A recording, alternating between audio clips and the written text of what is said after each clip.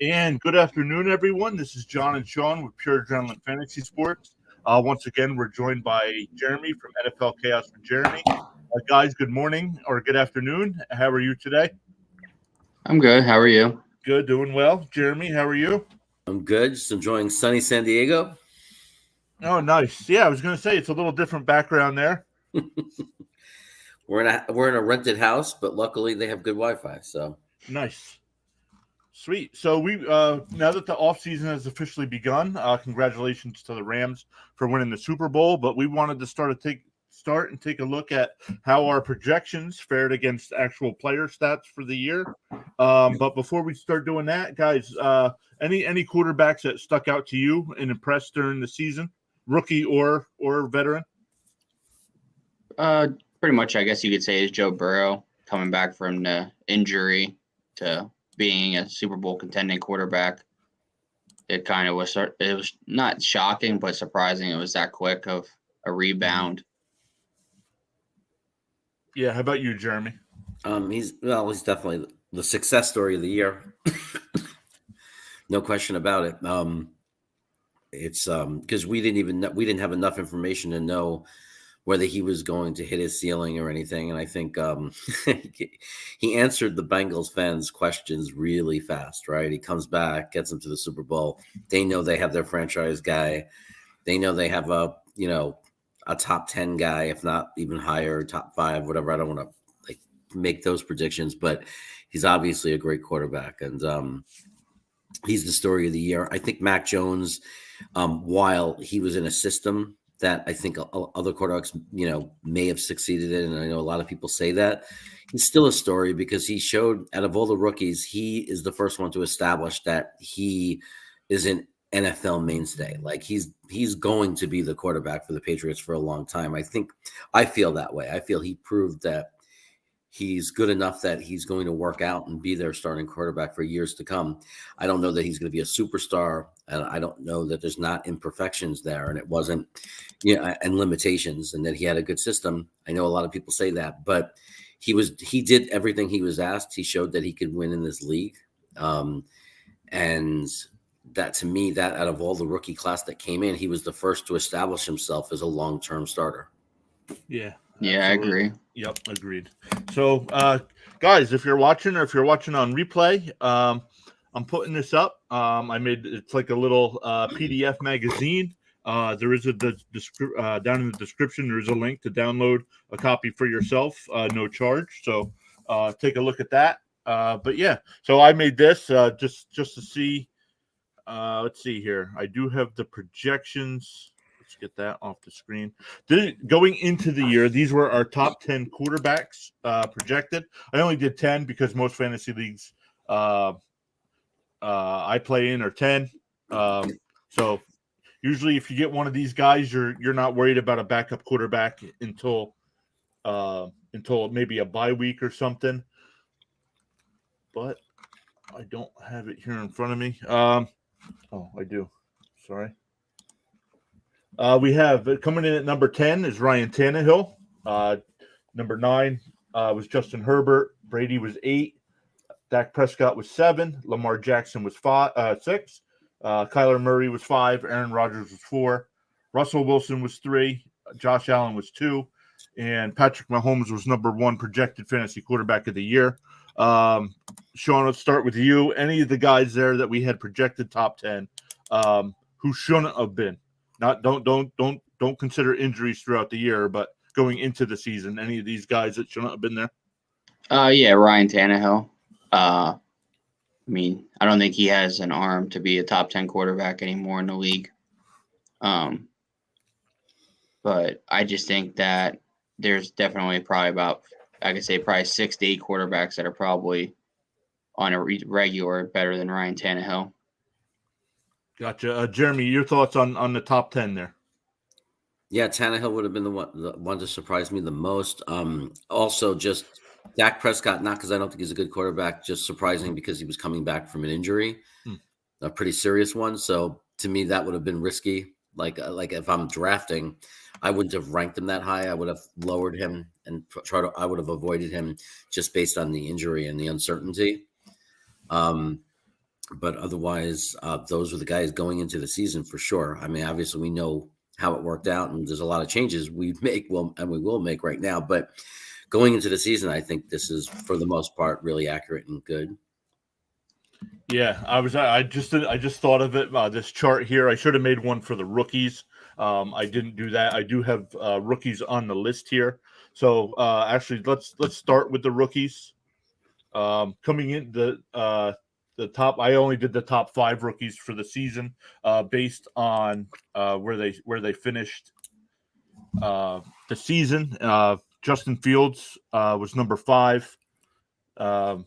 He missed a lot of time. Let's see. It looks like he missed 5 games. I don't know if that was all due to injury.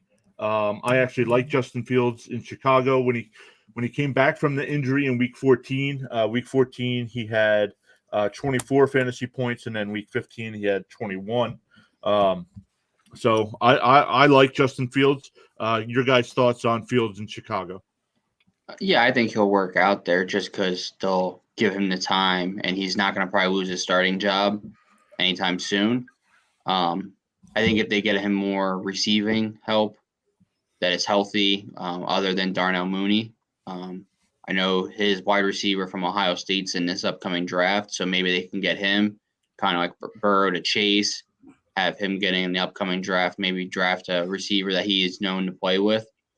But you think in the beginning of the year, he was the backup, and then he went to being the starter. And then with some injuries to his rib cage and all that, he missed, I think, 3 other games as well. But overall, it showed a lot of promise in the time that he was there, and with his mobility and not. I mean, the only thing he has to work on is the turnover ratio. Mm-hmm. He can't constantly keep giving the ball away. Yeah, I was just going to say that. I look at it. I only had him projected to lose 2 fumbles. We're on the season. He actually lost 5. So yeah, definitely got to get those fumbles down. Jeremy, any thoughts on Justin Fields? I know you liked him. Yeah, I still do. I think he was. I think he spent a lot of the year running for his life. Yeah, I mean, it's funny because people thought he was going into a good situation. I don't know why they were thinking that. The Bears' offensive line is awful. They haven't shown much as a unit offensively in years. So I don't think he was going into a good situation at all. And what I liked about him is that he improved during games. Like, there were games where he got off to really bad starts. There was a game against Pittsburgh. Obviously, Pittsburgh's defense is ferocious, and he had, really struggled in the first half. And then in the second half, started playing much better and showing a lot of accuracy, great passes, smart decision making. And I like that because it shows that a lot of character, that you don't fall apart and get worse as the game goes on when things aren't going well. You want a guy who can put things behind him and then rebound and come back. I think it's an important quality. I think he's just in a similar situation. It's the typical, usually when you go to a team that selects a quarterback in the first round, even trades up to get it, you're not going to be going into the best of situations. Now, what's good for him is if the Bears can turn around and quickly start rebuilding their offensive line, get a couple of better receivers in there, the defense is already set up. So it's not like they're years away because they have one side of the ball taken care of for the most part. They just have to patch up the holes on offense and give him some weapons and give him some protection, and then we can see what he's really about. Yeah, agreed. And I know they did trade. They don't have a first-round pick this year. I believe they sent that to the Giants. So yeah. So it'll be building the line there.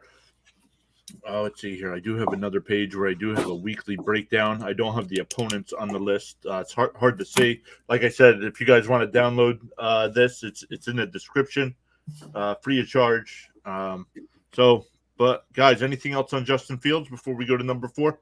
No, so let's jump over to number 4. Number 4, I will let Jeremy start with this one. We have Zach Wilson was the 4th ranked rookie quarterback this year. Jeremy, before the season started in the last year's draft, I absolutely loved this pick. I believe he is the right man. And I saw that early in the season in that game against Tennessee. I saw everything I needed to see out of Zach Wilson and to let me know he was going to be our franchise quarterback. But your thoughts? Yeah, he absolutely is going to be in my mind. Right away you could take that 55% completion percentage and make it 60 if his receivers catch the ball. Mm-hmm. The amount of drops he had was completely unacceptable and ridiculous. Also, his inaccuracy, people forget, like a lot of the inaccuracy or the incomplete passes, he was the lead leading low in time behind the line of scrimmage after the snap for the first 8 to 10 games. I think for the first 6 games, he had an average of 1.7 seconds in the pocket. So it was ridiculously low. Coming into the West Coast system and having to learn that system with a team of young rookies around him and players that are learning that system, it was very ugly in the beginning. I think the key thing to look at is what he did the last 7 games of the season, when the offensive line started to gel and play better. Then you saw the development and the improvement from week to week in Zach Wilson. And I think that he definitely showed off some elite characteristics, like his escapability, and what he can do on the run, the types of throws he can make with his arm and his arm talent. I think the key for him is, and I think the thing to look out for that makes him dangerous is, I think they purposely were keeping him in the pocket because they understand, this coaching staff understands, and this offense understands that to be successful in this league long term and to reach your true potential, you can't rely on escaping the pocket, running, and that kind of off play football. You have to be able to be a strong pocket passer, and I think that was their strategy. This year was a year of teaching and getting him used to being a pocket passer and being able to do that successfully, and let all those other things, the off play and and escaping and making all those plays, make that be a complement to the most important skill of all of this, is being able to stay in the pocket, go through your progressions, and make plays. Yeah, Sean, before I let you chime in, we have Payo Time in the chat. Says, hello, crew. Had to miss today. Hope you're all having a great day. Payo Time, thanks for watching. Congratulations on the Super Bowl. Guys, check out Payo Time's channel, LA Rams YouTuber. He's also got, what's this?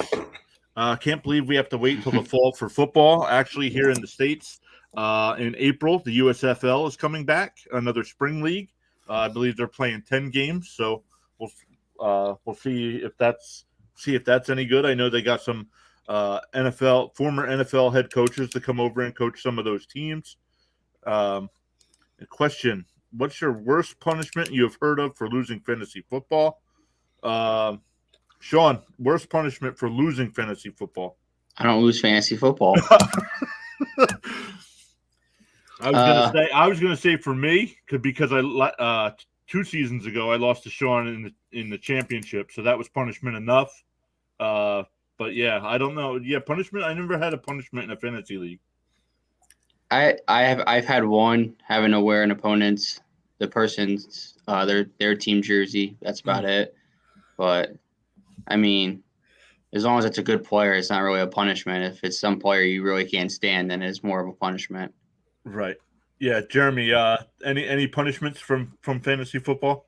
Well, when I was younger, the first time I lost in fantasy football, my father had me laminated.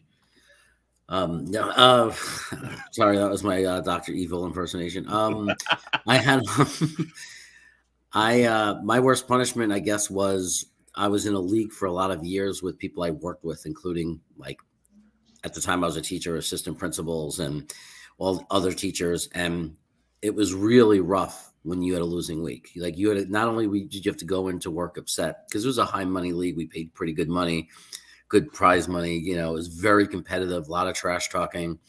So to have to come in on that Monday or that Tuesday, if you still had a chance on Monday Night Football, and hear the smack talk, the trash talk, and it just would go all week long. It would go. So that was the biggest punishment ever. It was like in that league, having to go to work and face your opponents in live, real person.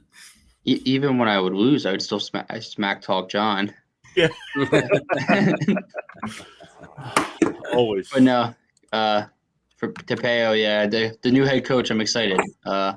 Rams offense, and then bringing in for the Vikings. But I think the Vikings got a lot of questions with Kirk Cousins last year of his contract, and I heard that there's a possibility they might try to move him in the offseason here. So can only hope for good things. I mean, he's got like 45 million guaranteed, I think, doesn't he? 57. Okay. Make it even worse. Yeah.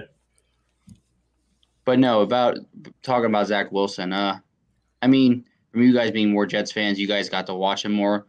I just like you guys like touch on what you said about the receivers. They kind of need more help. The running backs helped them a lot this year, obviously, but being a rookie coming into the league and playing in a division that he plays in that has tough defenses, he didn't have a bad year. It's kind of got to grow on it now for his sophomore year and improve from there and just get better for the next year and then improve from there. I mean, Joe Burrow proved that he can bounce back from an injury. Zach Wilson had a few injuries this year as well. So just got to hope to pray that the team gets him the help he needs on offense, gets a few pieces to touch up the defense, and maybe turn the ball over a little bit more and get them more of a chance to score every week. Yeah. Before we jump into number 3 here, Payo Time says, I had a Vikings fan friend tell me he decided to lie to himself about Cousins for a year and believe in him. Yeah, I didn't believe in him from the time he showed up. I think as soon as he signed that contract, that was the worst contract ever. I forget who. There was a few free agency that year that I wanted the Vikings to sign. I forget who they were. I think one was Russell Wilson. I think that's before he signed his contract in Seattle. And I said, I wish Minnesota would get him. And then I think there was like talks with some quarterbacks. And next, it's like, oh, we're signing Kirk Cousins. And I was like, who?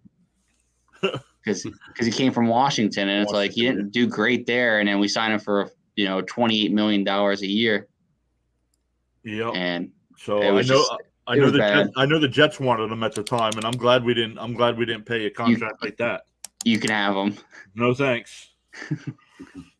No thanks. Jeremy, I know we started with you on Zach Wilson, but anything else on Zach Wilson? Maybe what to look forward to in year 2? Yeah, I mean, well, the Jets have more. They're number 3 in the league in salary cap. They're probably similar, like number 3 in the league draft capital wise. Like maybe the Giants and the Eagles are the only 2 teams you can argue are in as good a situation, in the draft. So there's an opportunity to really give him the weapons we're talking about, whether it's via free agency or via the draft. The Jets have an opportunity to greatly improve the situation around Zach Wilson and at the same time add some key players to defense. So, which helps too, because you got to be able to get off the field. Mm-hmm. There were games where Zach was doing great against the Eagles is a great example. Threw 3 touchdowns in the first half, and then in the second half didn't even get to play in the third quarter, or maybe ran 3 plays in the third quarter. And that's because the defense couldn't get the Eagles offense off the field. That's an issue. So I think there's a lot of ways we can help him. I think the last 6 games, again, are the biggest. That's what he has to do. He has to start from the Zach Wilson, those last 6 games. He can't start the season and be back to week 1 again. Be back to the beginning, right? He can't be throwing interceptions, and he has to be the guy that he was the last 6 games of the year. And if that's his starting point, and then he continues to progress, then we know we probably have our guy. If he comes in and he's playing like that guy that played the first 8 games of the season, or before he got hurt, then we have to worry. It's a big problem for the Jets. Yeah, you want him to kind of improve and go from starting week 1, kind of get better as the weeks go on, not get worse. Mm-hmm. Yeah, agreed. So that brings us to our number 3 rookie quarterback of the year, and the surprise rookie quarterback of the year to me, Davis Mills from the Houston Texans. Had him projected 38th overall, not many stats, but he actually finished 27th overall, not fantasy worthy, but definitely improved over the year. So, guys, thoughts on Davis Mills, and if Houston will be moving on with him next season? I mean, before the season began, he kind of didn't even know who he was. So he kind of put his name out there on the radar, and he played for a really bad Houston Texans team. So honestly, I think he ended up pretty well. If Houston doesn't go with him as a starting quarterback, I think then he probably will find a home somewhere as a backup and probably improve and can one day possibly even be a starting quarterback in the next 2 to 3 years. Yeah, agreed. Jeremy, any thoughts on Davis Mills?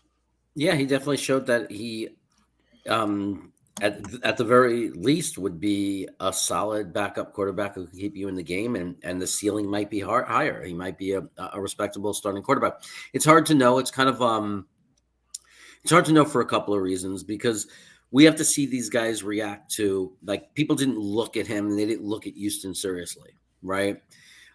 They were a team people overlooked. That's why and no one thought much of them. A lot of his play and a lot of the plays were a lot of dinking and dunking, right? He wasn't putting in many situations where he had to air it out and bring them back in the fourth quarter, like all the tests of like the great quarterbacks, the quarterbacks that, when you're down 10 points in the fourth quarter and the running game is gone and you can't waste time dinking and dunking and you have to throw downfield. We have to see if he's that kind of quarterback. I do think he's good enough that Houston does that, and this is the luxury for Houston. I think he is good enough to explore another year and keep as your quarterback another year. And I think the reason for that is because it's such a poor year for quarterbacks in the draft. Mm-hmm. So I know that they have a high pick, but this is not the year to take a quarterback. And next year will be a much better stock of talent. So if this was last year, if we had last year's group, Houston should definitely take a quarterback, right? You grab whoever it's going to be, whatever fits your systems, whether it was Mac Jones or whether it was Zach Wilson if he was there, or whether it was Trey Lance or Justin Fields. But those guys aren't there this year. Mm-hmm. So you have a guy who played decent enough, and you have a veteran guy on the team also. I believe they still have his contract, that you can afford to go another year, focus now on other parts of the team, continue to build up the team, and then address quarterback next year when there's better prospects. Yeah, I agree. Kind of like you said, he should be able to starter for year 2. There shouldn't be anyone behind. I mean, they might get someone that's a veteran behind him for cheap, but with the amount of money that the Texans have in cap space, they should be able to go out and try to build a team around him of youth and try to see what they can get. Obviously, they know Deshaun Watson's going to be out of there sooner or later, so kind of build your team around maybe him being your starter for the long term. Yeah, agreed. I agree with Jeremy. Definitely give him another year. Because like you said, the draft class this year is not very good. So I expect him to at least be fighting, depending on what happens with the Deshaun Watson situation there in Houston. And then if my guess is, no matter what happens with that, they'll probably try to move on from Watson. But yeah. So let's move on to our number 2 rookie quarterback, and that was Trevor Lawrence from the Jacksonville Jaguars. I had him projected at 19th on the year, but he finished 24th in quarterbacks. I projected 316 points. He ended up with 229, but had a decent season. Needs to bring the turnovers down. But your guys' thoughts on Trevor Lawrence? I think he has a lot of potential. It just comes from the fact of, you think about it, he lost his starting running back that he had in Clemson before the year began as a rookie. Then he lost James Robinson there at the end of the year with an injury. He lost DJ Chark early in the year as his go-to wide receiver that he had. Then he started getting back going with Marvin Jones and Shenault. He didn't really have tight end to throw to, and the offensive line wasn't good. He was always getting the pressure, so he was doing rookie mistakes. The only thing I want to see out of him in year 2 is, like you said, turnover ratio is really bad. For 14 to 22, 14 touchdowns to 22 interceptions and fumbles. It's just, you can't have that in an 18-year year. You're averaging over 1 a game. So he's just got to improve on that, maybe use his feet a little bit more, Once Urban Meyer kind of was gone, you saw Trevor Lawrence open up a little bit more each week as it went on, and he got better. So I'd like to see him try to use mobility a little bit like he did in Clemson, roll out of the pocket, throw it, not play the 5 to 10 yards down the field, kind of do what he was playing there and kind of open the offense up and get the offense moving around. Yeah. Jeremy, thoughts on Trevor Lawrence? Yeah, when you consider Urban Meyer's fiasco, when you consider the team that was around him, the numbers aren't nearly as bad as one might think. You compare him to like Peyton Manning when he came in his first year and he had nobody around him. He was still a baller. He was still balling. He was still, and yeah, he too many turnovers, but he was probably pressing. I mean, he doesn't have, that's what happens when you don't have great players around you and you're being forced to try to carry the team on your shoulders yourself. I think he's going to have a very good career. I don't know that, I think that the thing that's working against him was this whole generational label. I mean, it's not easy to live up to stuff like that. And, and then you have to be a rookie in the league and everybody expecting because of this label they put on you, you have to be amazing. I don't know that many quarterbacks could have came in there and had that much success in that situation. So if they get if this is the right coach, if they're going to go in the right direction now, if they're going to turn the ship around, if they're going to put a good team around him, he could be a very dangerous, very, top level quarterback in this league. There's no question about it. And if not, he might play really well. It might be like a Deshaun Watson in Houston thing. You might see that he's really good. He might start showing it more, but be stuck on this bad team. And then you're going to see him get the hell out of there as soon as his rookie contract's up. So I would say the pressure is on Jacksonville more than it is him. I think that they have to put the team around him to give him a reason to stay, in the next few years. So because I think the talent didn't go away. The talent's there. Even with the problems, there was enough success for me to see that he could handle the speed and he can handle the NFL game. So I think he's going to be very successful. Yeah.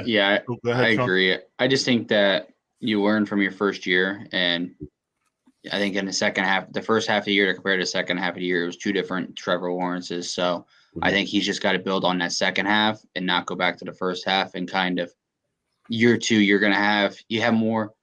You also, I think when he got drafted, the COVID protocols and all of that were in place still. So he didn't have the time to learn the offense as fast as he could have. So he learned as kind of like on the fly. He learned as the year went on. So I think now that he's got a coach that's going to be able to believe in him a lot more, kind of like they did it with Carson Wentz in Philly, I think that'll help him as well.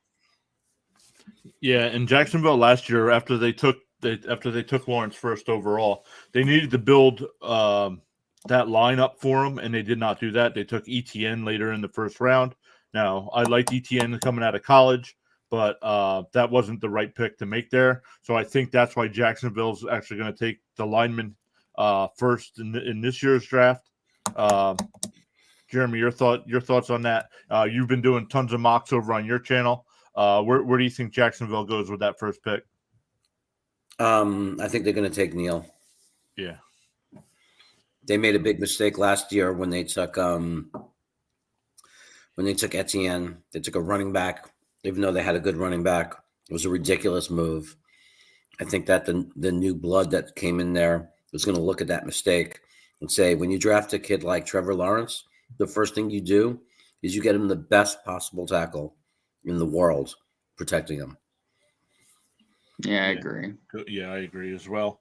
So that takes us to our number one rookie quarterback of the year. And, of course, that was Mac Jones of the New England Patriots. We had him projected 24th overall. He actually finished 18th overall. So exceeded our expectations.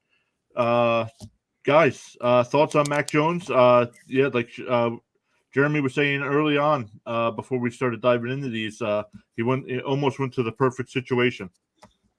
Yeah, I like Mac Jones. He's perfect, and he's perfect for New England and what kind of offense they have and what kind of offense they build.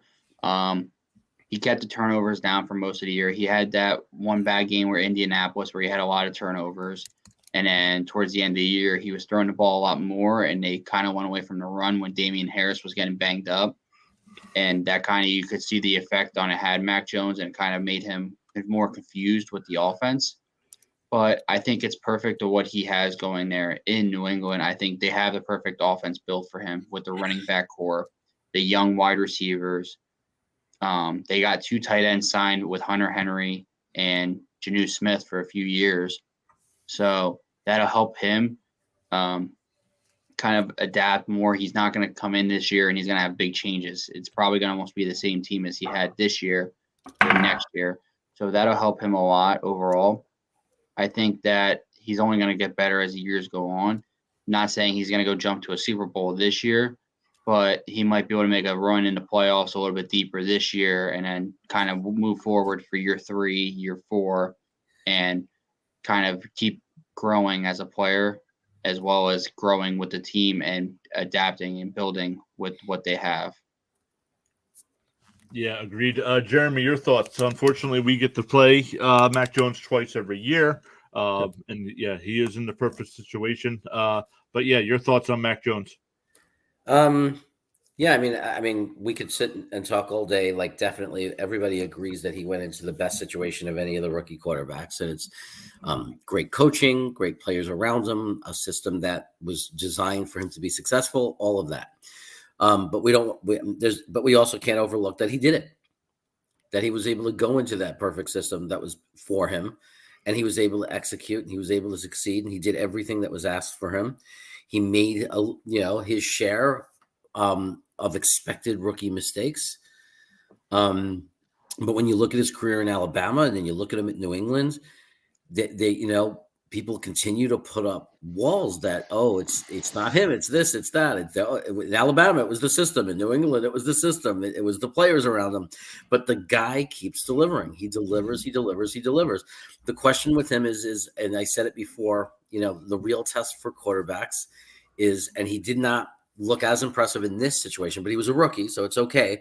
But the thing that's really going to determine how good he can be and if he can hit the higher echelon of quarterbacks is what happens when you can't follow that game plan, when the dinking, the dunking, the running, when that's off the table, when you're down in the fourth quarter and now you're the guy and you have to run that quick huddle offense and you have to air the ball out. Is he going to be the guy? Is he going to be able to do that consistently? Because how many games do we see come down, even in this playoff run, almost every game? It came down to, can you do it with time pressure and having to make big plays? And not just, the clean, easier, just stick to the game plan, hand off a lot, dink and dunk, and then make a big play once in a while. So that, to me, that's the real test for all these quarterbacks. Are they going to be able to pass that test as they have more situations in their careers?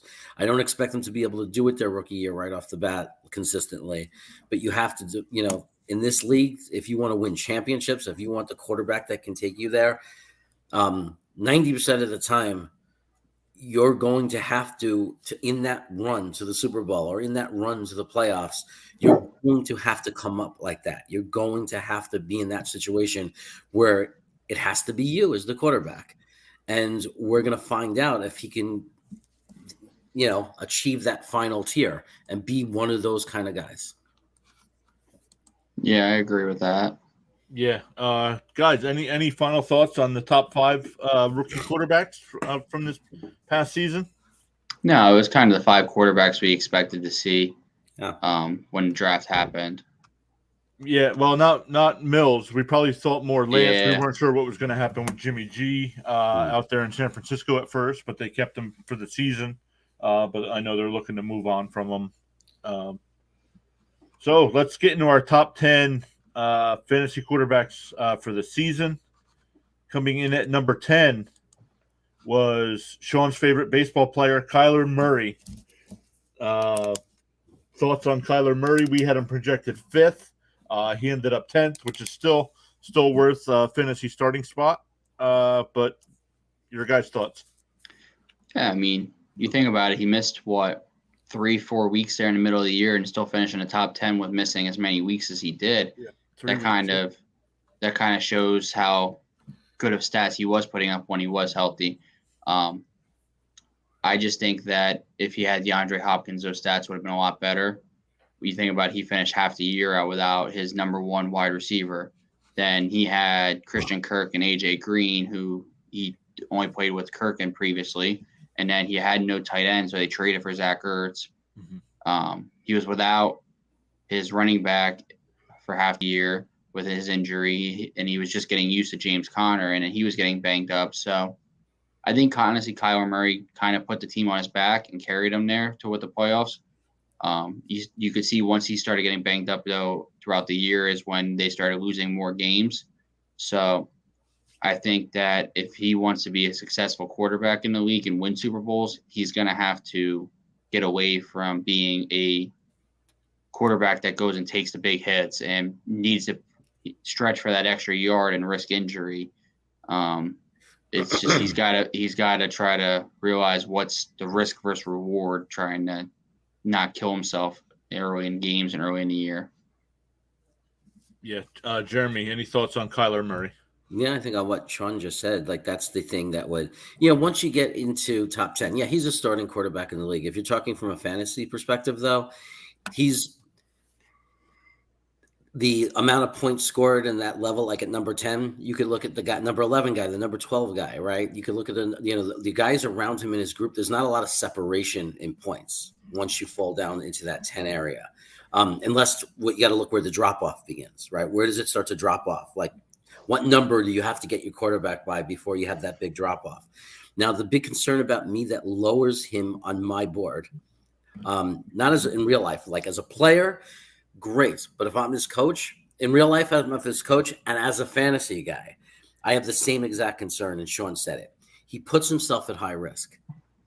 And in this league, there's only so many times you can do that until you're going to pay the price. So if I'm Kyle Murray's coach, if I'm using him, in Arizona and I'm in charge there, I'm doing what the Jets did with Zach Wilson. I'm saying stay in the pocket. They should have done this when he was in his first year. Mm-hmm. Don't use your tools yet. Develop as a pocket passer because you cannot have longevity relying on running and scrambling. We've seen it. You don't have a long career. You're going to eventually get hit. You're going to get hurt. You're going to get knocked around, and you're going to be out of the league in 5 or 6 years. So for a guy like Kyle Murray to work out, you have to establish yourself as a pocket passer only, like that you could be in this league and be very effective as a pocket passer and use the run and use the scrambling as a weapon when you have to. But anytime I see a guy relying too much on it and getting himself hit like that, it concerns me both in real life as a fan, as a coach, or as a fantasy owner, like who's drafting a player. I don't want a guy who I have to worry is going to get himself hurt because he's taking too many chances and not just living to fight another play. So that's how I feel about him. He's a decent guy to have if he stays healthy, and if you have him on your roster, you start him because you know he's healthy. That's fine, but to rely on him as your starting quarterback is a scary proposition. Mm-hmm. Yeah, but my only question is with Arizona, they knew what they drafted, him coming out of college. So I just wonder if they kind of knew this would kind of be down the road in a few years with him getting them banged up and everything over the years. So I wonder if that'll make them want to try to maybe draft a quarterback kind of to get ready for a Kyler Murray maybe exit or possible major injury to have instead of a Colt McCoy who comes in. Do they want to try to sign a better backup in case of this and also try to limit, maybe say they're up 3 touchdowns in the fourth quarter. All right, we're going to take Kyler Murray out in the fourth and we'll be okay. Like take him out of the big games that are blowouts, or if you're losing kind of like Detroit, you're losing by 3 touchdowns. They kept him in there the whole fourth quarter and he's getting annihilated, kind of like take him out. It's over kind of like, all right, let's get the backup in, get him more reps. Yeah, agreed. It'll be interesting to see. I know earlier in the offseason, he was deleting all of Arizona's stuff off of his social media pages. So something to keep an eye on. Definitely, I don't know if he would go back to baseball. I don't know how that would work with his contract in the NFL. But yeah, let's move on to number 9 here. We had Sean's favorite player in the NFL, Kirk Cousins. Cousin Kirk. No, he had a good year. Yeah. He kept the turnovers down, and with the high touchdown ratio that he had on any successful team that probably would have been in the playoffs, I wouldn't be shocked if he would have been in top 5 for MVP voting if he would have made the playoffs. His numbers compared kind of to like an Aaron Rodgers and a Tom Brady with the touchdown to turnover ratio. He did really good for what he had. It's just when you lose that many games, you're not going to perform as well and be on a good team. So with him losing as much, he kind of went under the radar. And for being a top 9 quarterback, even a top 10, it's just underachieving. But if he does stay with Minnesota this year, I hope that the team kind of improves better. We can have a winning record and be able to compete for the playoffs again. And this time around, not lose as many games as we did in the fourth quarter and kind of develop more into running the ball when we have the lead. Yeah, and we had him projected at 13th, and he finished 9th, like Jeremy was saying. Those guys in that tier, how far of a drop off is it from 8 or 9 to 13, 14, 15 in that range? But yeah, Jeremy, your thoughts on Kirk Cousins? I think the biggest knock on him, because he's a good quarterback, he's a good fantasy quarterback for sure. I know the fans feel that he might let them down a little bit in the big situations. I've heard that, but and frustrate fans. But I think he's a good quarterback. He's solid. You know what you're getting. I think that the problem with Kirk Cousins, just as the biggest knock would be just we know what his ceiling is, right? So you lose the excitement of that hope that he could have this huge year and he's going to throw 45 touchdowns and, that you get with younger guys. We know Kirk Cousins' ceiling. Mm-hmm. Like last year is his ceiling. Like it's not going to get much better than that. Like this is what you're getting. Now, if you draft and you build a good team and now you're in a round where you need your quarterback and these statistics fit well into your team, you're good. Right. But you when you take him, know that you're not going to get 45 touchdowns. You're not going to get 48 to 5,500 yards. You're not going to get 400 rushing yards with extra 4 or 5, or 6 rushing touchdowns. You know what you're going to get. So he's reliable and good. So if your team is not going to be very high round pick on a quarterback and you're going running back and wide receivers and getting the quarterback a little later, very solid pick. Good guy to have on your team. Yeah, and kind of to touch on what Jeremy said there too, you also think he has 66% completions and 4,200 yards. That's also without Adam Thielen for majority of the year. Dalvin Cook was injured for some of the year. We had no tight end on the team that we were expecting. So you kind of expect what he made out of what he did. And with the interceptions he had, I would say probably 4, even 5 of them were either trailing games or he was under a lot of pressure and it was a 50-50 ball. There was no really, that's a bad turnover he had sort of thing. Like it was one of those, like he brought the team back from a lot of games that they were losing, had the lead in a lot of games. It was just the games where we had multiple touchdown leads that we would let the game go away and would lose the game. And that's the mistakes you can't have when you want to win in the NFL.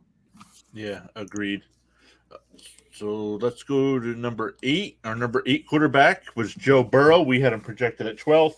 So right in that range of group of guys that could finish anywhere between about 8th to 15th. But man, what a comeback. Takes his team to the Super Bowl. We had him projected, like I said, 12th, finished 8th. Yards. Touchdowns, we had him at 26. He had 34. Interceptions for about the same. So, guys, thoughts on Burrow and how he led the Bengals this year?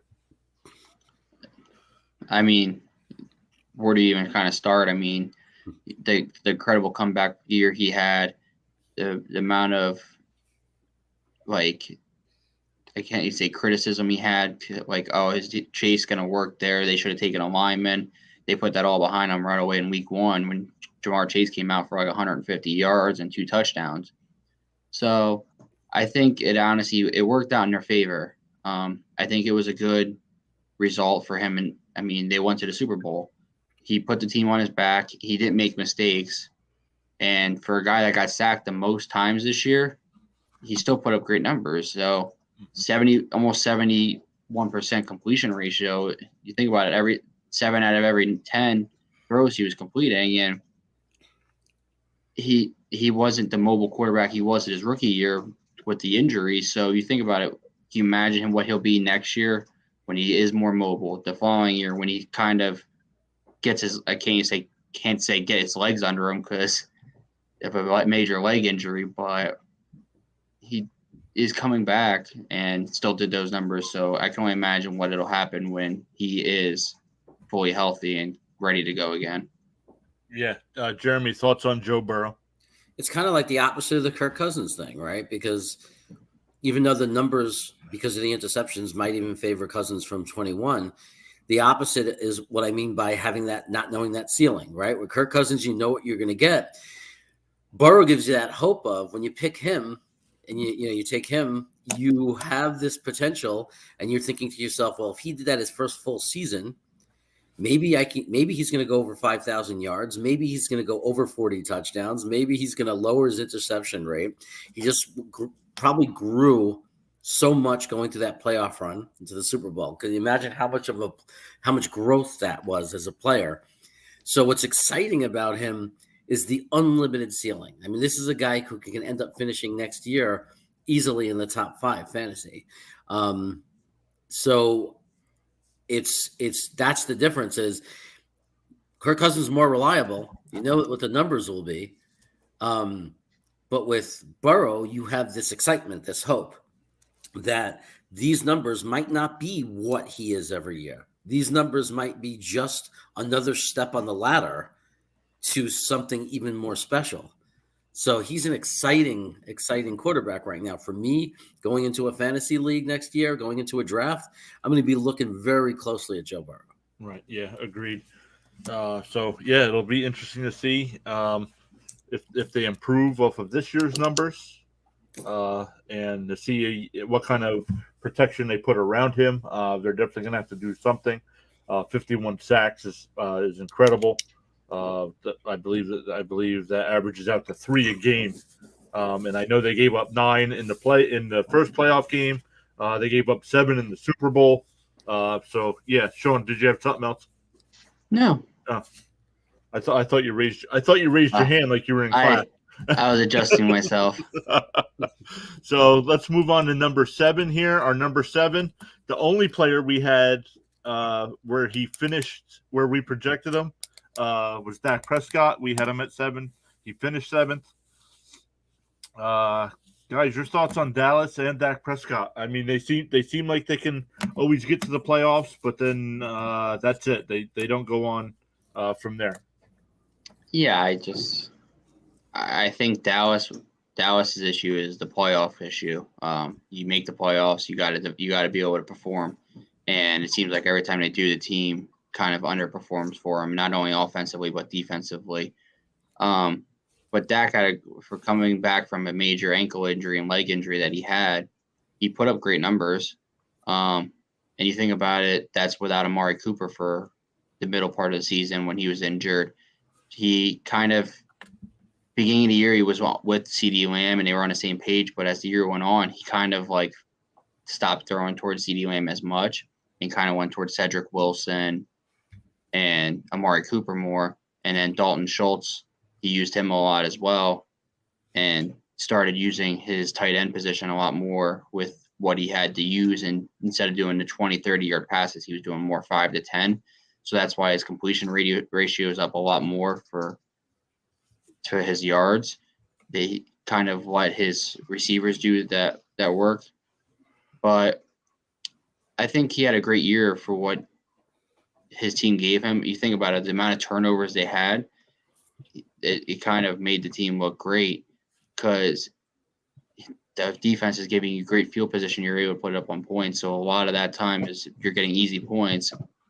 So I think for that aspect, Dak had a great year fantasy-wise, and even overall had a great number. He didn't have the turnovers, and he didn't get sacked as much as normal, so because the offensive line was more healthy this year. But he still has to be able to perform when it comes playoff time. Yeah, agreed. Jeremy, thoughts on Dak Prescott? Yeah, he kind of reminds me of Kirk Cousins in the sense that he's very good, puts up really good numbers, gets fans excited, like Dallas fans excited. We got our guy. But then it just doesn't happen. Like something goes wrong. So it's just, and I don't know if it's the team around him. Like, Dallas had a very good defense this year. It seems like he has great players around him. He just needs to get over that hump, and be able to win and lead his team to winning the big games. From a fantasy perspective, solid guy. You're going to get, what you're going to get. You're going to get around 4,500 yards. You're going to get maybe the roof, maybe the ceiling. You get like 40 touchdowns, on a weaker year, maybe only 35, Yeah. right. I mean, you're going to get somewhere between 8 to 12 interceptions or whatever, like somewhere in that range. I mean, you know exactly what you're going to get. There's no more ceiling, like unlimitless ceiling. He's not going to suddenly put up 50 touchdowns and throw for 5,500 yards. I'm not saying it's impossible. I'm saying it's not what you'd expect. Right. You wouldn't count on that. You wouldn't draft him thinking maybe he'll get me 50 touchdowns. So you know what you're getting with him. There's an injury history, which would make me a little hesitant if I can get a similar guy that, or a guy with upside. But there's not too much of an injury history where I consider him undraftable. So, from a fantasy perspective, good quarterback, solid guy. If you're picking somewhere in around where you think the quarterbacks are going and there's a drop off after him, you grab him, you feel okay about having Dak Prescott as your quarterback. Do you get him really early in the very early rounds to be the guy that's going to carry your team? Probably not. And I think Dallas fans are just thinking put the right pieces around him because he's certainly good enough. You can win a Super Bowl with Dak Prescott. Mm-hmm. You can, definitely. But he's not looking like a Tom Brady that puts the team on his shoulders and gets you there, whether you like it or not. Like, he's not that guy. But he's certainly better than good enough that if you get the right chemistry and you get maybe the right better coach, if you get the right things around him, he clearly is a guy. He has great leadership qualities. I think he's a great team player. You could win a Super Bowl with this quarterback, no question about it. But I think that they just have to look at what's missing around them because they keep falling short a little bit. And he's not like, and when you say it's not a knock to say you're not Tom Brady, it's just saying you're not the greatest in the world. You're not a guy that's going to find a way to get your team over the hump. You're going to need some help, and it's okay that you need some help. Like 99% of the quarterbacks in the league, pretty much are going to need that help. And I think that there's something missing in Dallas, some kind of consistent. I think it comes down to coaching. When I look at that roster, they just need better coaching. Yeah, I agree. Yeah, agreed as well. I remember when Sean Payton announced his retirement. I follow Adam Shine from CBS Sports on Twitter. He had mentioned something about the 2023 Dallas Cowboys head coach Sean Payton. So we'll see what they do after next season. But yeah, let's move on to number 6. And coming in at number 6 was Aaron Rodgers. We had him projected 4th. But yeah, I mean, of course, his touchdown to interception ratio is incredible, as always. But and he won the MVP this year. Your guys' thoughts on Rodgers and whether or not you believe he'll be in Green Bay next year? I don't know if he'll be in Green Bay next year. That's always going to be the question for a little bit. We'll find out in the next few weeks. He said by March, I think 9th. So, but the thing about it, he threw 2 turnovers in the first week of the year, and then 2 the rest of the last 17 or 16 weeks of the year. So, but he had that Aaron Rodgers type year where he isn't overperforming and he's kind of just performing enough to make sure he wins the games, and he still did that, in which he won the 1 seed.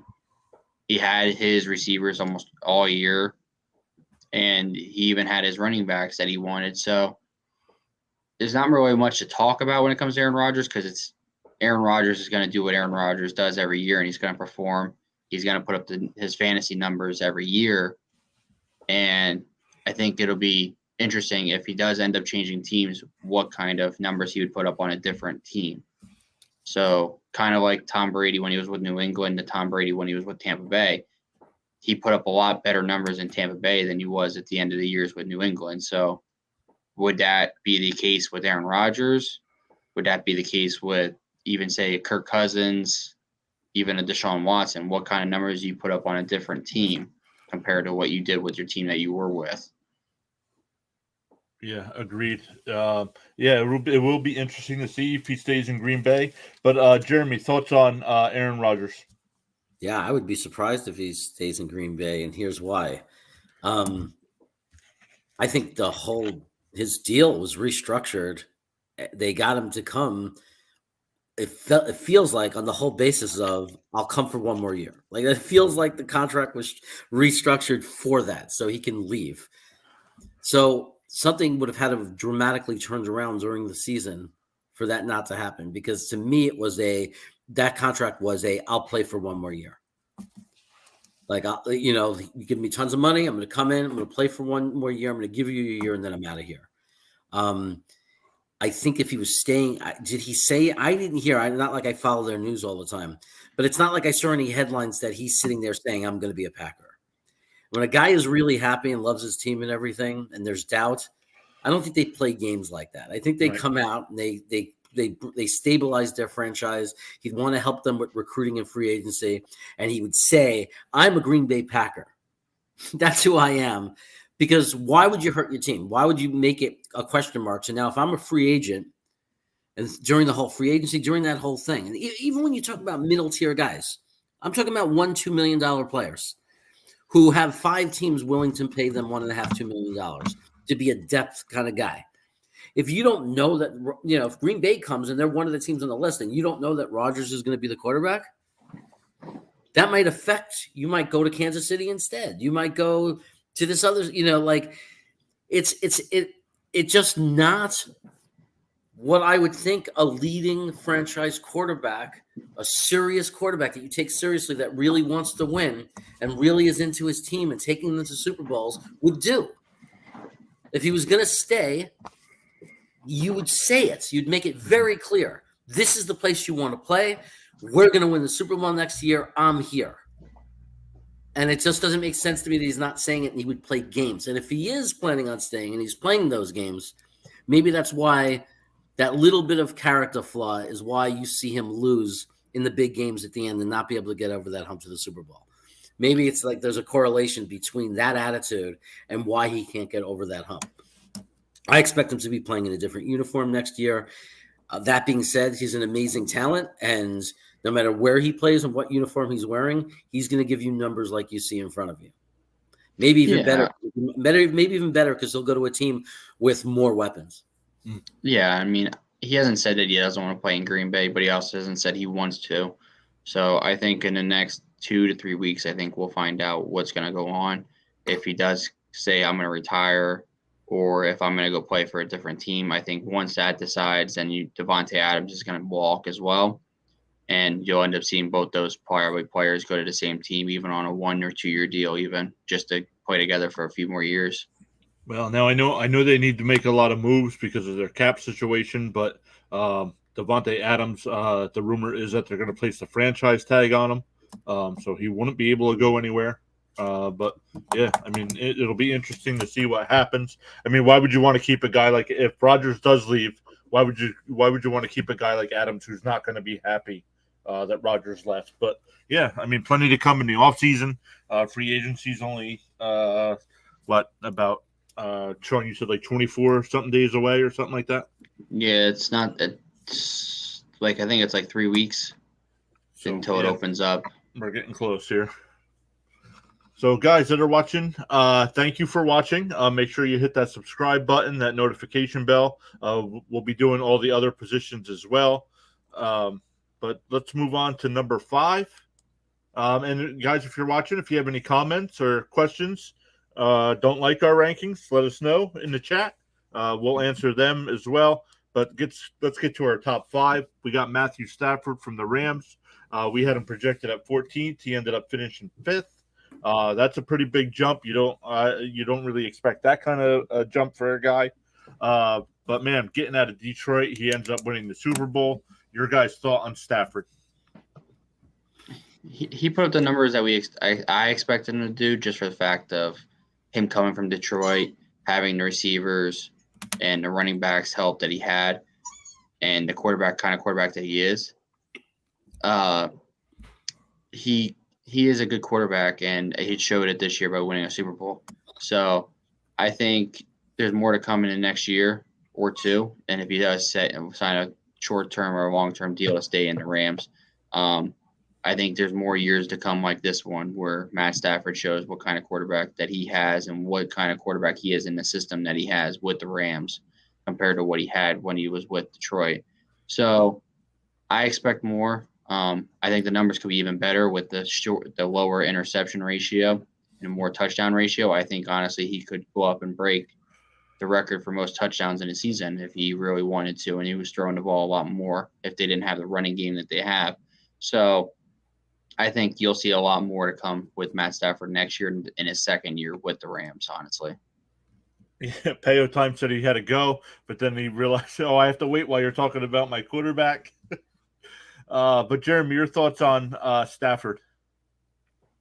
Look, he's an excellent quarterback. He finally got his opportunity on a real team, and you saw the numbers that he could put up. I would expect that maybe his yards will be about the same, maybe more like 4,600. I think his touchdowns might come down to like 37, 38, but I think his interceptions will come down to like 12, 13, maybe even like 10 or 11, because second year in the system, so there'll be less mistakes and miscommunications and things like that. So I think there's going to be a balance where points-wise it'll be the same kind of season, because even though the touchdowns and yards might come down a bit, his interceptions will come down, and that'll kind of balance it out. And the reason I think that is just because when you have a breakout, like really high year, it's like a regression to the mean thing. You can't expect, especially at his age, at this point of his career, that it's just going to be, he's going to keep going up, up, up. Like, I think he finally got to a real team. I think like Cooper Kupp, for example, that's a career year.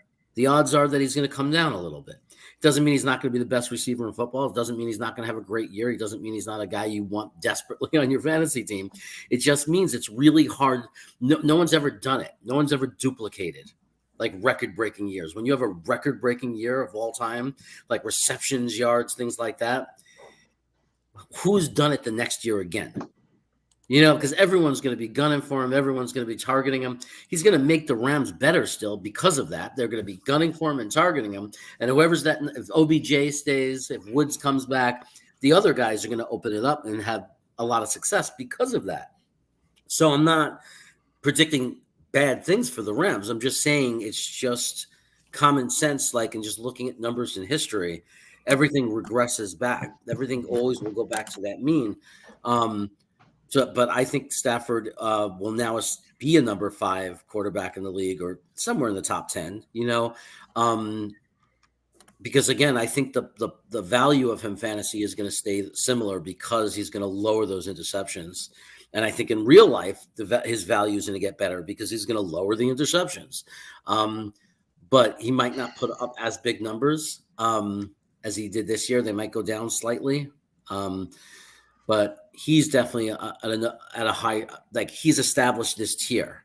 I don't think he's going to drop back down to being a number 14 quarterback. I think he's going to stay in the top 10 for next year. Yeah, I agree with that one. I think he's a top 10 quarterback until his time comes up and he retires. Payo Time says, I'm planning Kupp having another record year next year. Yeah, I mean, I don't see why that couldn't. They'll be getting Robert Woods back. I don't know if they'll hold on to Odell Beckham, so it'll be interesting to see what happens there. So we'll see. He said good thoughts. Yeah. So I mean, how do you improve after winning the Super Bowl? I mean, I know team wise you can improve, like player position by position you can improve, but overall as a team you can't improve after winning the Super Bowl. You just got to run it back. That's it. You run in tables one year. You always got to want to run the tables the next year. You don't want to come out and win 5 games. You want to come out and win 15. Well, it's going to be hard with McVay retiring, though. They're going to have to do it with a new coach. Right. Oh man, that's funny. So, and losing their offensive coordinator, we'll see what happens now. But new system in place, you might not like what you have. So we'll see. But yeah, that was Stafford. Congratulations to Payo Time and Rams fans on winning the Super Bowl. But let's move on to number 4 here. Number 4, Patrick Mahomes. We had him projected number 1. He finished number 4. In our Dynasty League, I traded Mahomes away before the start of the season. But yeah, guys, thoughts on Mahomes finishing number 4 instead of the top 1 or 2? I think that it comes down to is the reason why I finished number 4 to compare to number 2 or number 1 was the amount of interceptions that the players that he was throwing to the receivers would tip balls. It was hard to say Patrick Mahomes ever had a really bad interception. I mean, yeah, he had probably say about 3 to 4 this year, but out of the 13 interceptions, I would say probably 7 or 8 of them were probably a bad turnover on a player tip ball right into a cornerback or a defender's hands. So, but it'll be interesting to see what kind of offense the Chiefs have coming forward for this year. The last 2 years, the Chiefs' offense has kind of ran wild, and this year was kind of, I wouldn't say it was a down year, but Kelsey and Hill kind of didn't run wild like they have been. They were both top 6, 7 receivers last year, and this year they were kind of that 6 to 10. They weren't really like a top receiver every week in and week out, having big games, 150-yarders. I think also if they can develop the running game a little bit more, it would help Mahomes not having to throw the ball a lot.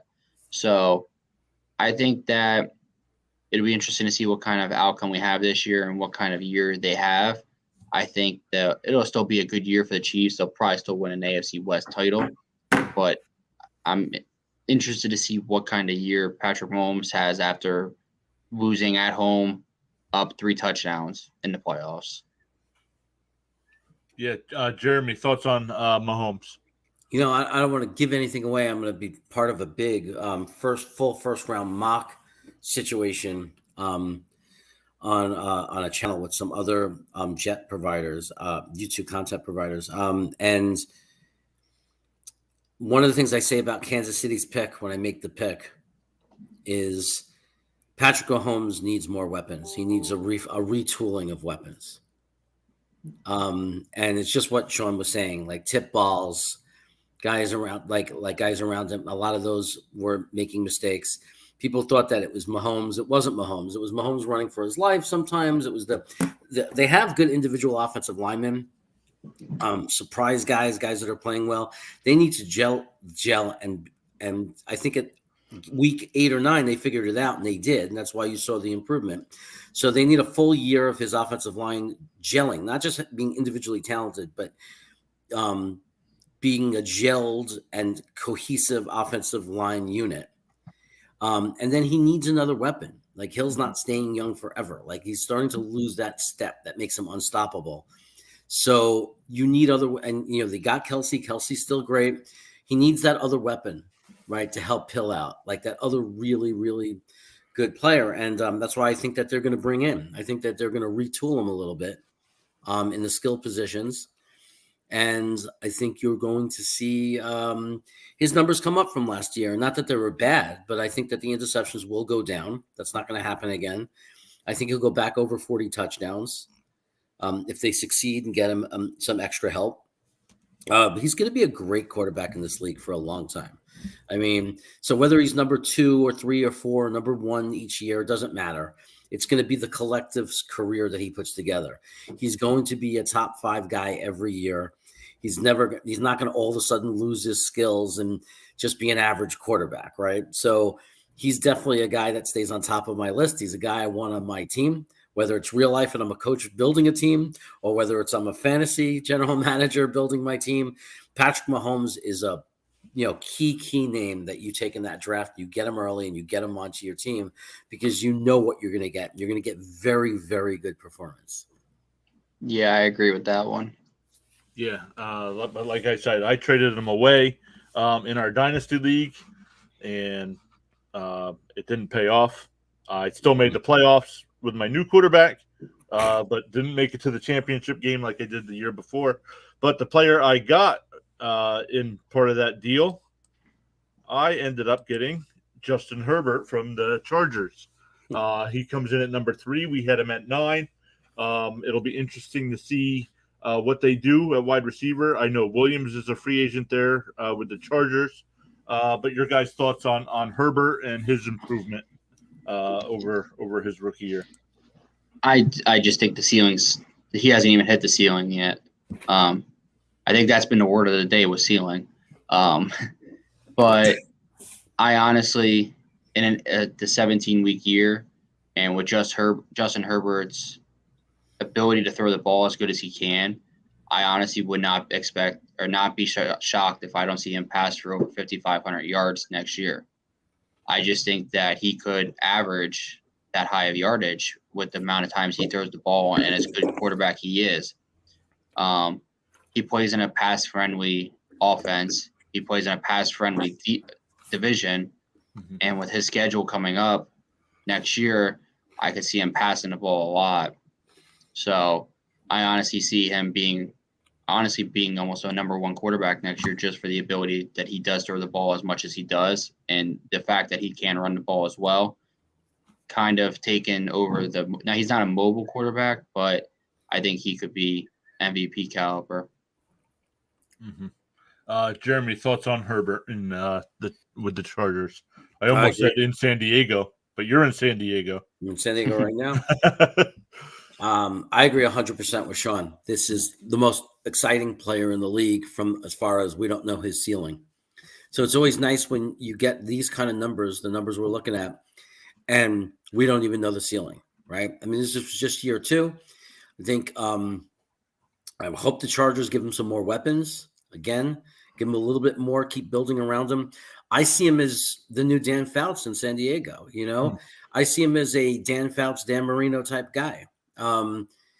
The kind of guy that's going to just light it up. I mean, I think he'll be the next quarterback to hit 50 touchdowns. I think definitely he could be a guy that's going to tease us and push towards 6,000 yards. Maybe at 5,500, 5,600, but that's kind of like a tease to say, can he get to 60? 6 people will be saying, can he get to 6 like the next year? But that's the kind of career this kid's probably going to have. He's going to be that kind of guy where year after year, he's going to put up insane passing stats. We'll see if that works for the Chargers as far as winning Super Bowls and being championship teams, because it doesn't always work out that way. But from a fantasy perspective, I agree. He has the potential to be the number 1 fantasy player in the league every year. And he's completely justified to be the first quarterback picked in the draft. Mm-hmm. Completely justified. I felt crazy saying 5,500 yards, and you're over here saying 6,000. I'm thinking to myself, like, whew. I think that 6,000. That's he better. I don't know if he'll get to 6,000. I'm saying that he might get people he might tease us to think, can he get to 6,000? Like that kind of thing. He better play about 3 games where it's the Chiefs versus the Rams. 51 to 49 shootout or 54, whatever it was, shootout. He's got to have about 3 of those games a year, but I think 5,500 is very doable. Honestly, I think in the passing friendly offenses that are out there now. I mean, for 6,000, he would have to average 353 passing yards a game. It's doable. So I don't know. That's a lot. I think if you, how do I word this? I think if you see overtime rules change in the next 2-3 years where they consider playing like a full 10-minute quarter, even if someone scores, or if they do like college rules, I think then 6,000 would be more doable. But with the way games are now, running ability and all that, and the way they have with Austin Eckler, I think that 6,000 would be a stretch right now. I think 5,500 this year would be more doable for him. Yeah, agreed. So it'll be interesting to see what weapons they add because, like I said, Williams is a free agent. But let's move on. Let's move on to number 2. And number 2 was Tom Brady. We had him projected at number 8, but he finished number 2. And he had 5,300 yards. So there's the first guy moving towards that 6,000 number. But guys, thoughts on Brady's season and then Brady's retirement? We don't have to talk about Tom Brady anymore. Maybe. Who knows? There's a lot of questions. Does he retire? Does he go to San Francisco? Like the rumors are saying that he could go to San Francisco and play in a warm weather team again.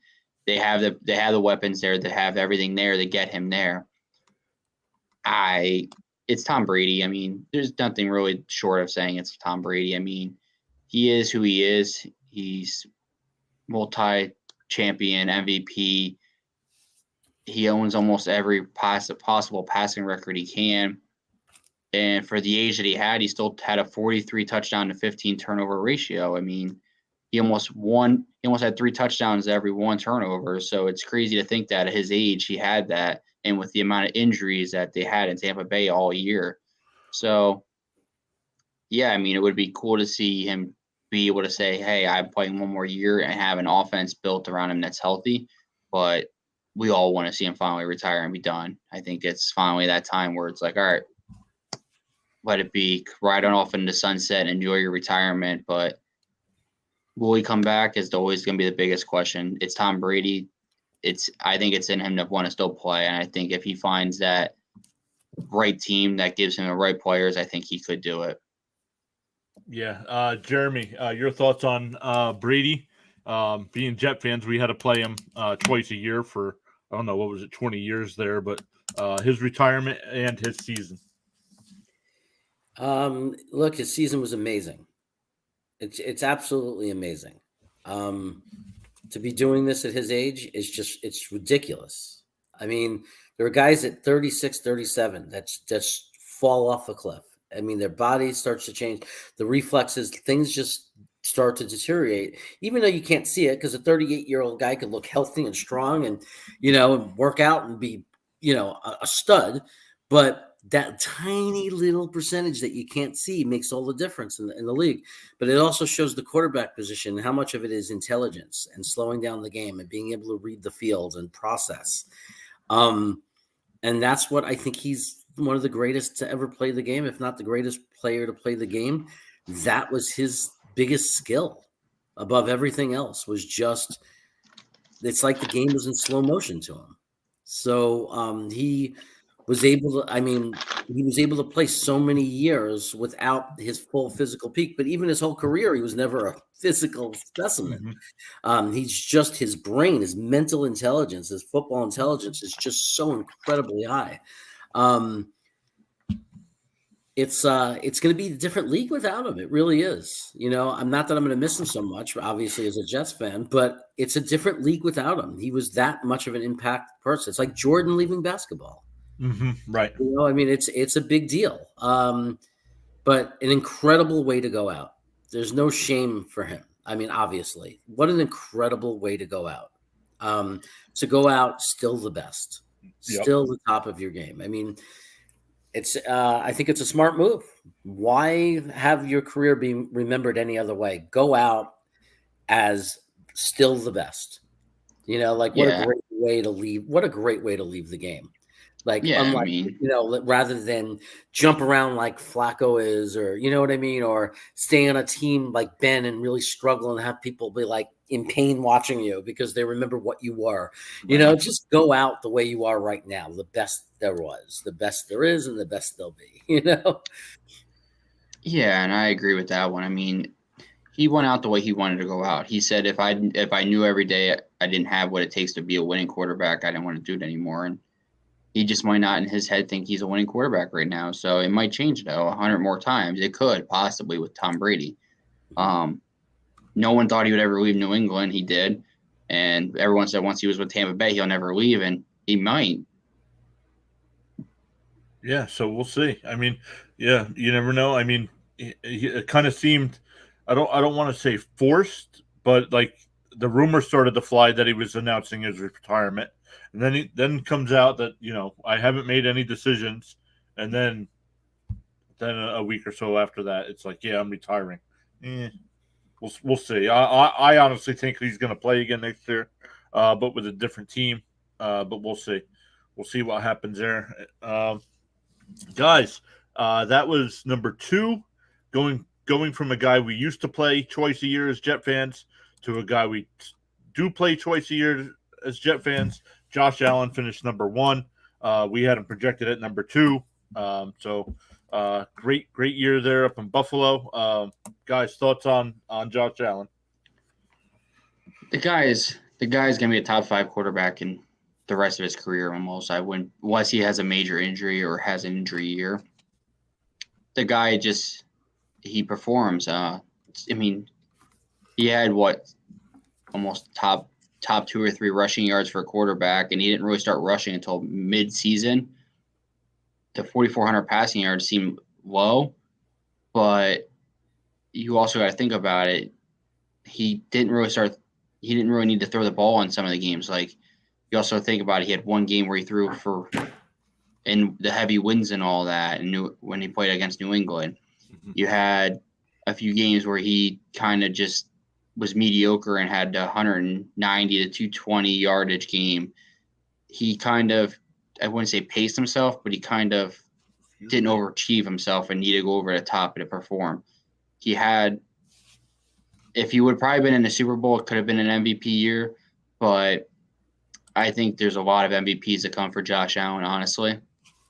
Buffalo found their quarterback that can bring them a Super Bowl in the next 5 years. And I do believe that they win a Super Bowl within the next 5 years as well. And you see them finally get that Super Bowl off their back and the monkey off their back and bring one home. Yeah, I agree. I think I do believe Allen will take them to a Super Bowl and win one. Jeremy, thoughts on Josh Allen there in Buffalo? Yeah, well, he's my biggest hope and inspiration for Zach Wilson. Like every hope and dream I have for Zach Wilson, a lot of it rests in Josh Allen's hands, because it's like you look at him his first year and then his first few years, and you think you can't make a judgment on a quarterback, and you can't set a limitation for what they could become based on their rookie year. And Josh Allen is going to be, for a lot of people with young quarterbacks that struggle, he's going to be that success story. He's going to be you cannot judge someone so quickly. You got to look at other things, other intangibles. The only concern I would have for him is the same that I have with Kyler Murray. He runs a lot. He takes a lot of hits. So that's definitely a concern. Like, we were cringing during that Kansas City game in the playoffs. During the watch party, I remember you were there, John. Like, me and my brother were like, "Oh no, stop!" Because when he's so competitive, you don't want to see him get hurt. He's so competitive that he will not give up, and he will run. He will go headfirst into very big linebackers, and that's very scary. But that's the only concern for him. Like, I believe the turnovers will go down. He'll just get smarter and more efficient. The game will continue to slow down for him. He's obviously a top, extremely high level player. Like, Buffalo's got to be so happy to have this guy. I mean, it's just about keeping him healthy. It's just about picking your battles. Like, don't worry about, live to fight another day sometimes. Like in certain situations, you go all out and you do what you got to do because the game's on the line. In other situations, it's just throw the ball away. It's not worth it, especially because you're good enough on the next play to get the first down on the next play. That's my only concern for him. Other than worrying about him getting hurt, he's going to be a top 5 quarterback. He's going to be 1 or 2 or 3 or 4. He's going to flop around with Herbert, Mahomes. I mean, this is one of the guys who have taken the gauntlet. This is one of the guys who has taken over for what's going to soon to be former guys of Brady and Rodgers and Breeze. This is the new line of quarterbacks. These are the new guys. And Josh Allen is definitely one of those new guys, those new top 5 franchise elite. Can keep his keep his team competitive every year. Expect him to one day hold up that Lombardi Trophy.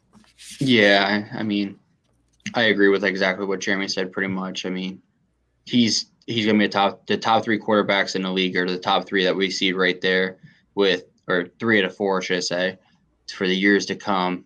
The Brady, the Rodgers, the Breeze, Philip Rivers years, Roethlisberger, Manning, all the years that we've seen them be the top 5 quarterbacks, pretty much.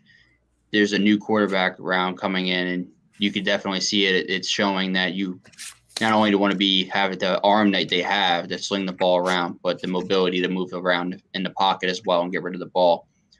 If all 3 can keep the turnover ratio down, I could see all 3 of them being a 5,500-yard passing quarterback, honestly. And, I mean, the Chiefs versus the Bills playoff game will probably go down as the wildest playoff game we've seen in years to come, with the amount of yards and touchdowns in the last 2 minutes of a game. I mean, it's just there's things you see and there's things you dream of, and that's one of those dream of kind of moments. And I think that the NFL is going to be in good hands for years to come, and there's a lot of things that can come about in the next few years. Yeah, agreed. So, guys, thanks for joining me for our fantasy quarterback review. Before we go, I wanted to take a look at some of the teams that might be looking for new quarterbacks next year. I wrote down the teams and their quarterback situation at the moment. Let me know your thoughts. The Broncos, Teddy Bridgewater is a free agent. They do have Drew Lock remaining. What are the Browns going to do with Baker Mayfield? Are the Dolphins going to back Tua? The Eagles, there's some reports that they're willing to move on from Jalen Hurts. What are the Giants going to do with Daniel Jones? Of course, the Packers with Aaron Rodgers. The Panthers, they have Sam Darnold. I know they picked up his option. And Cam's a free agent, so I don't know what they're going to do with him. The Saints, Taysom Hill, Winston. They did get Ian Book. The Steelers, Roethlisberger retires. They do have Mason Rudolph and Haskins. Of course, the Texans with the Deshaun Watson situation still going on. Tyrod Taylor is a free agent. They do have Davis Mills, who was a rookie and definitely improved over the year. The Titans, are they gonna continue to roll with Ryan Tannehill? The Vikings with Kirk Cousins, they do have Kellen Mond there. The Washington Commanders, I know Fitzpatrick is a free agent, and Heineke started most of the year. Sounds like the Colts want to move on from Carson Wentz. Of course, Tampa Bay had Brady retired, but they did take Kyle Trask last year. I don't know if they're ready to give him the reins. Are the Lions going to continue to roll with Jared Goff?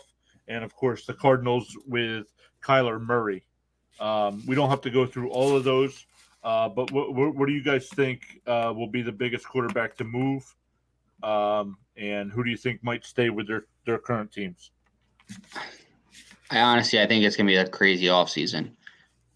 There's probably about 8 to 10 teams there, I could say, that are going to have a new face and a new place, honestly. I think the biggest question is Brady stay retired?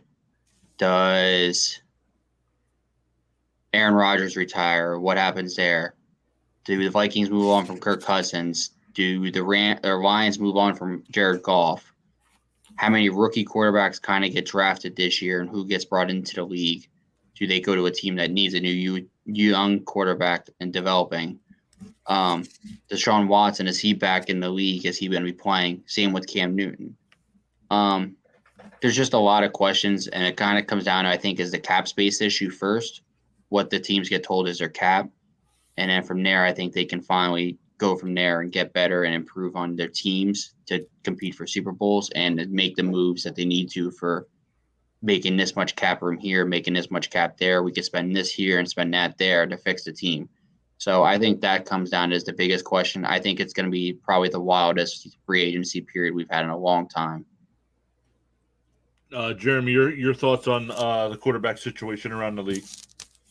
Well, I think the biggest thing that's going to happen is Aaron Rodgers, right? So whether he retires or is wearing a different uniform, I think that's going to be the hottest news. He knows how to play it up and make it the hottest news. Even if he stays in Green Bay, he'll find a way to make it the hottest news. He's liking this attention. You could tell he's loving this media stuff. I think Russell Wilson stays in Seattle. I know there's a lot of talk of him leaving. I don't know. It's hard to imagine him leaving unless they're able to pull off a trade with someone that has a quarterback they believe in. It's not a good time to need a quarterback. But this year's draft situation, the way it is, it's just not a good time. So are we talking about just shuffling around guys? And the guys that we're shuffling around with, a lot of them aren't going to make you better. Like Seattle and Green Bay are in the hardest position because there's a lot of quarterbacks that will shuffle around, but none that can be the guy that they currently have. Like, you don't want to lose Russell Wilson right now. Like, you just don't. Who are you going to get? Who's going to come in? If they do, then it's like a rebuild. They're saying we're going to hit the reset button, and they're rebuilding because there's just no way you're going to. I don't see any opportunity for them to get the type of quarterback that's going to give them a chance. So if they were to get rid of Russell Wilson, I'd say that it was because they're getting a haul of draft picks and they're going to start rebuilding. And will be willing to lose another year, or just not know they're not going to be able to be serious competitors. Same thing with Minnesota. I just don't. Well, okay, you want to move on from Kirk Cousins, but what are you going to do? Right. Who's out there that you're going to get? If you're going to get Aaron Rodgers, fine. But do you have the tools to get Aaron Rodgers? Do you have the tools to get Russell Wilson? I don't know. I agree. I agree with that one. I think that, like I said, I think it's just going to be a lot of question marks that go about this year. Yeah. I think there's going to be a lot of things that are going to be changing, a lot of moving pieces, a lot of trades, draft picks that are going to get changed hands just for the fact of it is a low year for drafting. Not many people are going to be worthy of picking it up in the draft. So I think that's where it's going to come down to is what kind of moves are made from teams and what do they need to make it to the Super Bowl and playoffs to be competitive? How many teams that didn't win teams that won under 5 games, what kind of jump do they make to make 10 games to win next year? So I think there's just a lot of moving pieces that need to happen. Yeah. Now, don't get me wrong. There might be a situation where a team goes to Minnesota and makes them an offer they can't refuse, right? And gives them, and to make a team like that say, okay, we're going to take that crazy draft haul and some talent. We're going to fill those holes, and we're going to solve the quarterback question later. But we need to hit the reset button a little bit because we got some aging guys. And, you might have situations like that, right? Because I could totally see Denver would love to have Kirk Cousins because maybe they feel with their defense and their running game, they're ready to win with him. Maybe. Yeah. Maybe. I mean, I kind of agree with that one. I think there's so many possibilities and so many things that can move around this year. It's crazy to think what the offseason can bring us and the amount of people that move around, retirements, the free agency that we already have that we know about, like what kind of year does it bring us? I mean, I think as the offseason goes on, we're going to have a lot of people to be talking about like new face and new places kind of thing. Like, yeah. I think it's going to be a crazy offseason. I just think there's going to be a lot of expensive players getting cut or taking less of money to stay with the team. And I think that's where it's going to come down to is how the outcome of the teams are going to be is depending on what happens on what they need to win. Yeah, I think there's going to be a lot of middle-level names changing too, right? So you can have like Jimmy G is going to be playing somewhere else. Right. Teddy Bridgewater probably is going to be playing somewhere else. Is Sam Darnold going to be the starting quarterback for Carolina? Right. Who's going to be the starting quarterback in New Orleans? Right. Yeah, right? exactly. Well, It's just especially when a team like New Orleans is $70-something million over the cap. I mean, what are they going to do? They might have to roll with Ian Book down there for the Saints. It'll be interesting to see. Exactly. Then they'll have a top 5 pick next year. Yeah, well, the draft. Hey, we got a lot to talk about this offseason. This is just the beginning. Exactly. So, guys, this was our 2021 quarterback review. We went over where we had players projected, where they ended up finishing. We'll be doing the other positions as well. And thanks again for Jeremy for joining us. Jeremy, give out your channel information if you would. Sure. NFL Chaos with Jeremy. It's easy to find now. I tested it on a friend's phone who wasn't a subscriber. If you type NFL Chaos, it'll pop up. Oh, nice. You just have to know to hit the with Jeremy, but you'll see a little icon with a bald head, and you'll say, "That's the ball. That's the guy." Anyway, we do a lot of fun stuff. You never know when I'm going to pop in. I'm always eating food. So I have guests. I encourage my guests to eat food while they participate. It's a lot of fun. So if you're watching this and you're not a subscriber, definitely check out NFL Cast with Jeremy. Yeah, absolutely, guys. We'll be back Thursday at 7. Right now, we have planned our NFL mock draft 1.0. I planned on doing it last Thursday. We had a crazy storm move through here, and it completely knocked out the internet for about 2 hours. I was about halfway through the first round when it knocked the internet out, so I completely deleted that video, and we'll try it again this week. But make sure you hit that subscribe button, that notification bell, so you know when we go live. And we'll see you all Thursday at 7. See you guys Thursday. See you. Later, guys.